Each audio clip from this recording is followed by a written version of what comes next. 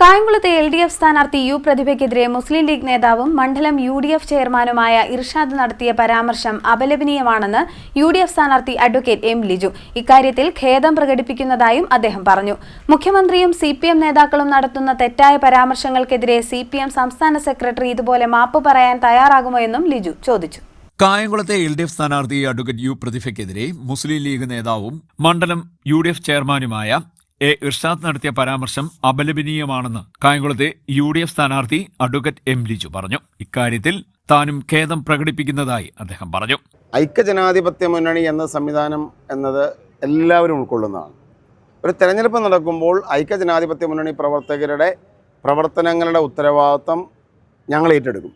നമ്മളുടെ നേതാക്കന്മാരോ പ്രവർത്തകരോ ജനാധിപത്യ വിരുദ്ധമായി, സാമാന്യ മര്യാദയ്ക്ക് വിരുദ്ധമായി വ്യക്തിനിഷ്ഠിത പരാമർശങ്ങൾ നടത്തിയാൽ അതിനെ ഞങ്ങൾ അംഗീകരിക്കില്ല.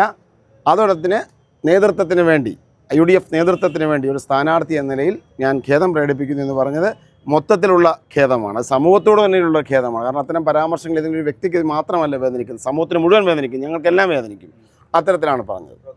അദ്ദേഹം ഞാൻ നേരത്തെ പറഞ്ഞതുപോലെ നല്ല മനുഷ്യനാണ്. പക്ഷേ അദ്ദേഹത്തിൻ്റെ പ്രസംഗത്തിൻ്റെ ഓരോ നമുക്കറിയാം, പല നേതാക്കന്മാരുടെയും പ്രസംഗങ്ങളിൽ ചിലപ്പോൾ ഇത്തരം പരാമർശങ്ങൾ അമിതമായ ആവേശം, M. മണിയുടെ പ്രസംഗങ്ങൾ ഗ്രാമ്യ ഭാഷകളായിട്ടാണ് വ്യാഖ്യാനിച്ചിട്ടുള്ളത്. അല്ലെങ്കിൽ ഇപ്പോൾ തന്നെ എനിക്ക് തോന്നുന്നു രമ്യ ഹരിദാസിനെതിരെ വിജയരാഘവൻ്റെ പരാമർശം വന്നു.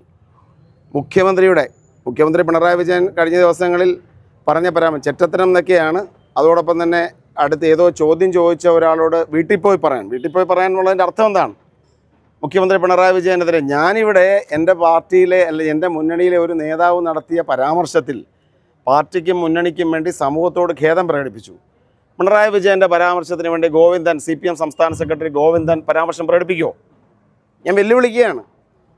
വിജയരാഘവൻ്റെ പരാമർശങ്ങൾ മുൻപ് നടത്തിയിട്ടില്ലേ? എത്ര രൂക്ഷമായ പരാമർശങ്ങൾ നടത്തി? ഏതെങ്കിലും തരത്തിൽ അതിനെ ഖേദം പ്രകടിപ്പിച്ചോ? ഞാൻ രമേഷ് പിഷാരടിക്കെതിരെ അതൊന്നും ന്യായീകരണമായിട്ട് ഞങ്ങൾ പറഞ്ഞു. ഞാനതൊരു രാഷ്ട്രീയ പ്രതികരണം എന്ന നിലയിൽ പറഞ്ഞു എന്നുള്ളതേ ഉള്ളൂ. ഒരിഞ്ച് പോലും ഇത്തരം പരാമർശങ്ങളെ ഞങ്ങൾ ന്യായീകരിക്കില്ല. ഞങ്ങൾ അത്തരം പരാമർശങ്ങളെ അംഗീകരിക്കുന്നില്ല. ആ പരാമർശങ്ങളെ തീർച്ചയായിട്ടും അപലപനീയമാണ്. തെരഞ്ഞെടുപ്പ് പ്രചരണവുമായി ബന്ധപ്പെട്ട് ഒരിക്കലും ഇത്തരം പരാമർശങ്ങൾ പാടില്ല.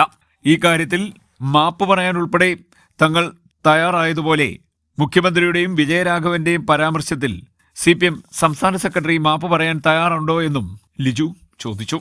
CDNet news, Kayamkulam.